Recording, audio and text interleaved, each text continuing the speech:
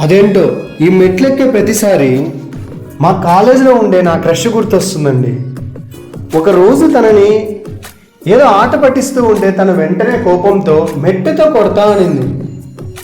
నేను వెంటనే ఆ మెట్టని కాలి వేలికి తొడుగుతా అన్నా. మీకు తనని పరిచయం చేయాలంటే ముందుగా సముద్రాన్ని పరిచయం చేయాలి. అలలు ఎంత గోల చేస్తాయో తను అంతే గోల చేస్తుంది.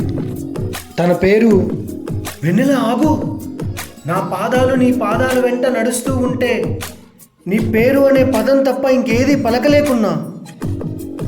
తన పేరు వినీల అండి. వాళ్ళ నాన్నగారు పెట్టారంట. నేనేమో వెన్నెల అని పిలుచుకుంటా. చిన్నప్పటి నుంచి అందరూ నువ్వు ఏమవుతావు అని అంటే నేను ఒక పెద్ద డైరెక్టర్ అవుతాను అని చెప్పేవాడిని.